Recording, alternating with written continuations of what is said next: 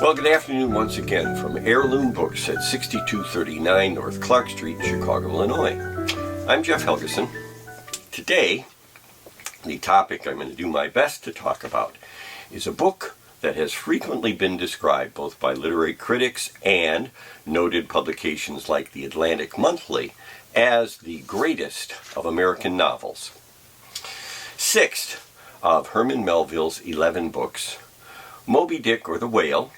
was described by its author as a romance in a letter to his publisher, a clear reference to a statement made by the writer's friend, to whom Moby Dick was inscribed in admiration of his genius, fellow author Nathaniel Hawthorne, in an introduction to his book, The House of Seven Gables, where he asserts,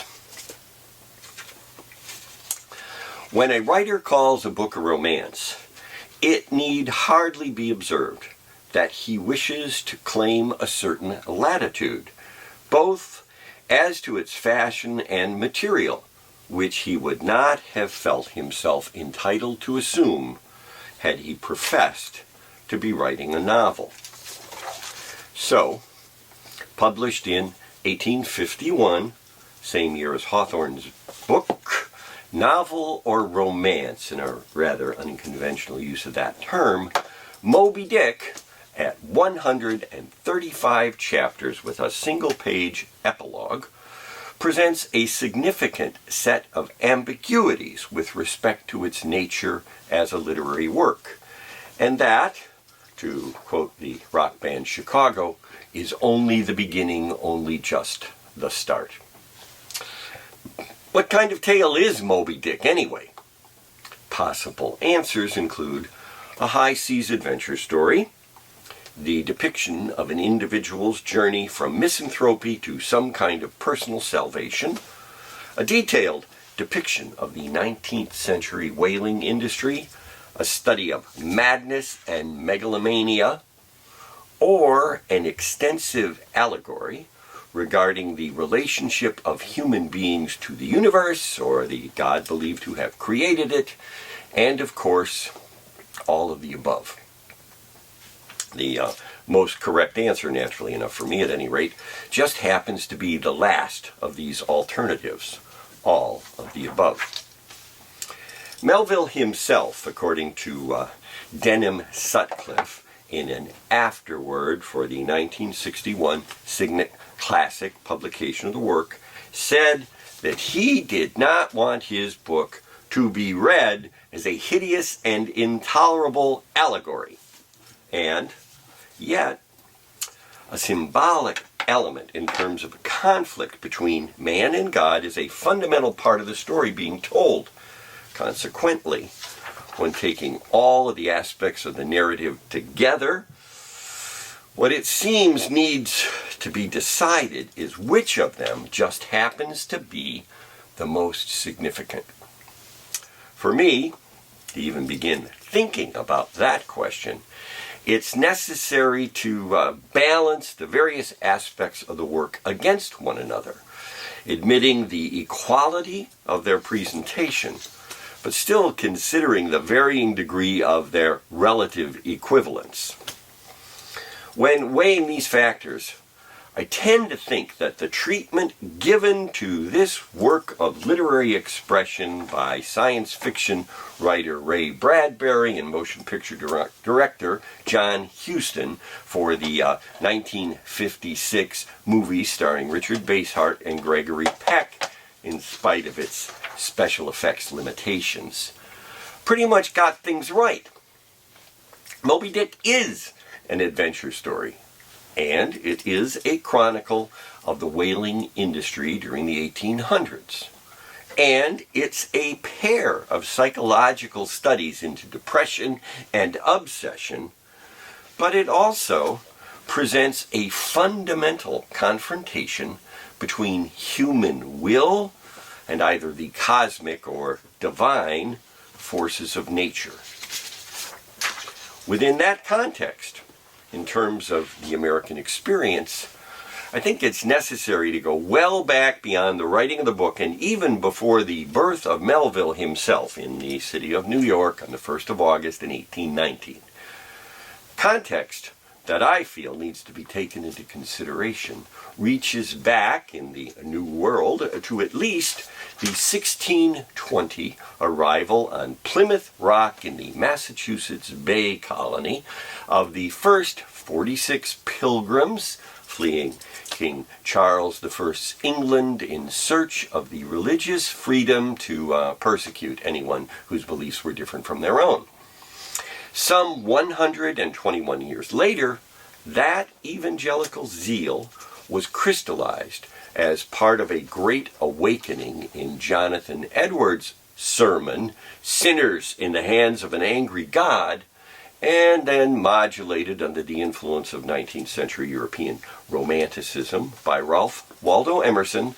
to become a non-sectarian, transcendental notion of the omnipresence of God within a natural world that he was believed to have created. It's this sequence of ideas that I think deeply influenced Melville, in which, in my opinion, he represented through the allegorical aspects of Moby Dick. First, within the context of mid-19th century America, awareness of Judeo-Christian beliefs and the book called the Bible can fairly reasonably be assumed. Also, the extensive lecturing career of Ralph Waldo Emerson, carrying him during the 1830s and 40s from his home in Concord, Massachusetts, to the western banks of the Mississippi River,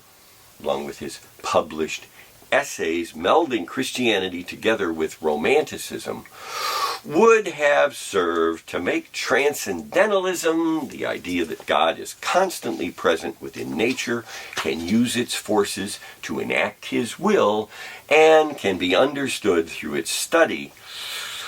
well within the realm of common public awareness. Add to this Melville's friendship with his dedicatee, Nathaniel Hawthorne, whose tuition to Harvard Emerson had paid in addition to the rent on his Concord home, and I think there would somewhat naturally be a high degree of familiarity for Hawthorne's friend Herman Melville with transcendental concepts. Now, combine this with a broad general biblical awareness, and it seems pretty likely that a subtext for the surface narrative of whaling adventure on the seas of the world could well be both a probable and highly significant aspect hiding in plain sight between the lines of Melville's book, even if he personally sought to downplay it. Still, as Denham Sutcliffe pointed out, there's the risk of going too far and posing such questions as, what does this bench stand for? Could it be Calvinism? So on and so forth. Like an ink blot Rorschach test, readers can bring their own preoccupations and even conspiracy theory style thinking to an interpretation of this book, like, for instance, Edward F. Ettinger in his Melville's Moby Dick, a Jungian commentary. A reasonable approach, however, I believe, lies within the realm that combines a surface narrative with the plausible implications which can be derived from what seem to be an intentional set of allusions. So, the first problem presented by what is very likely one of the most famous opening sentences in world literature. Call me Ishmael. One simple imperative sentence, and really three problems. Who's being addressed? You, the reader, presumably. Who's meant by the word me? Is it the fictional narrator? Or, given that a pronoun replaces refers to a previous noun, the author of the work, Herman Melville? And Finally, who was Ishmael, and what reasonable associations can be derived from that name? Just addressing the last of these three concerns. Ishmael, according to the Bible's Old Testament 16th chapter, the book of Genesis, was the illegitimate son of the patriarch Abraham with his wife and half-sister Sarah's Egyptian slave and handmaiden, given to him by his assumed to be barren 90-something-year-old sibling spouse, so that he could, nearing his own century mark, have a child, who then became outcast into the wilderness with his mother when, following the visit of three strangers, presumably angels, Sarah miraculously became pregnant, giving birth to a son named Isaac, who God later, in order to test the father's loyalty, commanded be sacrificed, ultimately switching the boy for a lamb instead, and thereby ending the practice of human sacrifice to the Almighty among the peoples of the book, with the notable exception of the Lord's own only begotten son, and with Ishmael in exile, himself becoming the father of the Islamic peoples of the earth. And Shakespeare asked, what's in a name? What perhaps more legitimately might be asked is, how far was the allusion intended to take someone? For me, although Herman Melville himself had apparently been the less favored son in comparison to a more successful older brother prior to his death in his early 30s, the consciously intended answer is an association with an individual who has become a social outcast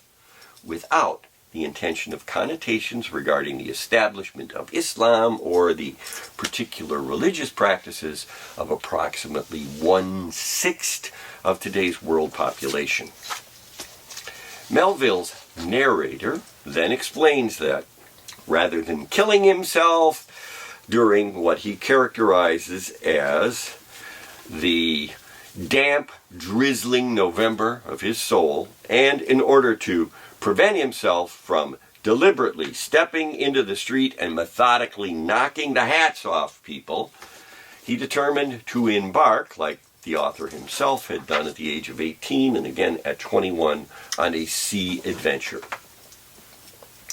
Clearly making use on one level of his own experience regarding venturing out of New Bedford, Connecticut on a whaling ship headed for the South Pacific, Melville brings a matrix of biblical allusions to a detailed account of what he had encountered before jumping ship, being captured by cannibals, and then rescued and returned to the United States. A fictional narrative places Ishmael at an inn run by a man named Peter Coffin, exposes him to a painting that, as if somehow preordained, depicts the ending scene of his quest across the surface of the sea with a large whale violently attacking a ship, and places him in a shared bedding accommodation that encloses Ishmael in the sleeping embrace of a tattooed pagan headhunter and harpooner named Quigway, whose custom-made waterproof coffin will ultimately save our narrator's life, making it possible for him to tell the tale. Another story, related before departure, is that of Jonah and the whale, in the form of a sermon delivered to a New Bedford congregation of shipmates on the vast vessel of the earth by one Reverend Maple, stating, "And God had prepared a great fish to swallow up Jonah," as a way of bringing about his deliverance to divine will. Then, in chapter 19, titled The Prophet, there was a seemingly deranged Elijah, named after a 9th century prophet during the time of Israel's 7th king, Ahab, who suggests that sailing on a ship captained by a man named Ahab is essentially signing away one's soul. clearly alluding to the biblical husband of Jezebel, both of whom, as a result of their worship of the graven image of the Phoenician god Baal, the Old Testament prophet Elijah had predicted would be killed and their blood licked by dogs. Then, of course, there is Captain Ahab, maimed, having lost his leg as a result of a previous encounter with the white whale, Moby Dick, like Isaac's son Jacob in the Bible, who had wrestled with an angel, an agent of the Lord, and consequently came away maimed. It is Ahab who looms large as the most dominant character in Melville's narrative, even if he doesn't really appear until chapter 28, marked with a clearly visible scar like Cain,